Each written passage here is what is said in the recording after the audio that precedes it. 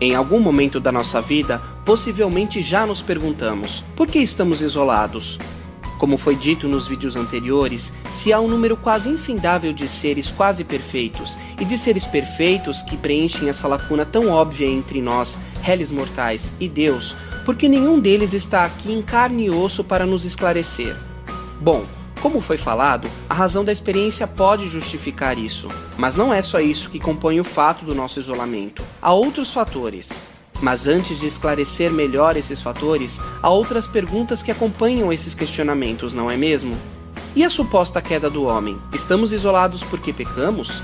Estamos pagando pelos nossos erros? Como é isso? Primeiramente, para responder todas essas perguntas, temos que entender antes o que é o mal e o pecado.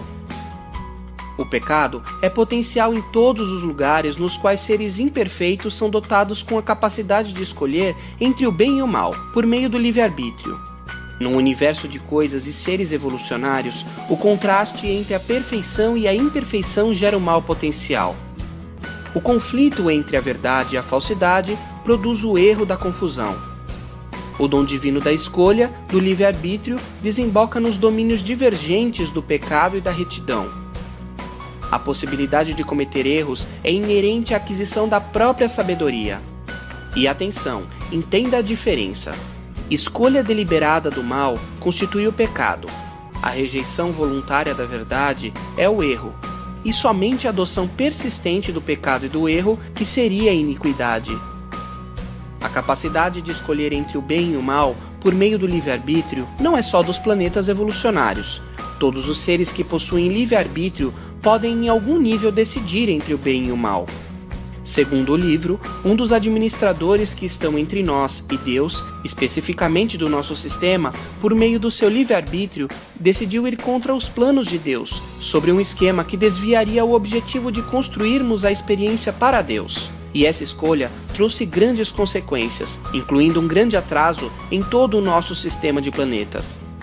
O nome desse governante é Lúcifer, mas com uma história e características bem diferentes das que já ouvimos falar sobre ele.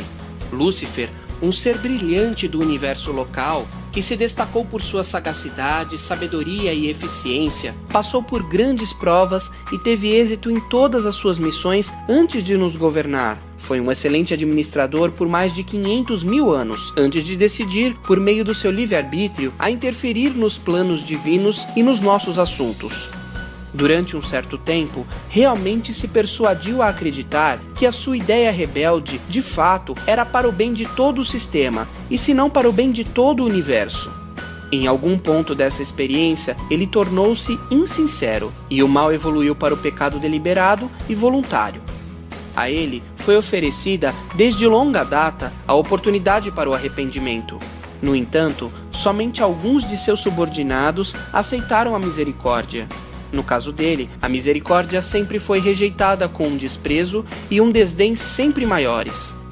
O fato da primeira e segunda revelações terem falhado aqui na Terra, das quais foram explicadas no vídeo anterior, tiveram influência direta e indireta dessa rebelião sistêmica causada por Lúcifer.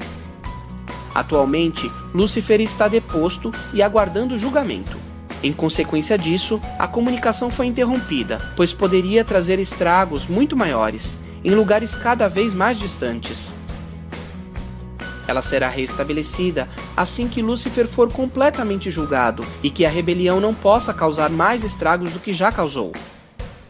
Mas lembre-se, independente do julgamento, tudo o que tem valor superior sobrevive, de uma forma ou de outra, independente dos resultados do julgamento ou de um remoto arrependimento tardio ou não. A demora do julgamento é equivalente ao tempo do sistema e também da misericórdia do nosso Criador, que conhecemos como Jesus na Terra. Quem tem filhos pode imaginar a dificuldade que seria ter que sentenciar um filho. Mas uma pergunta é eminente.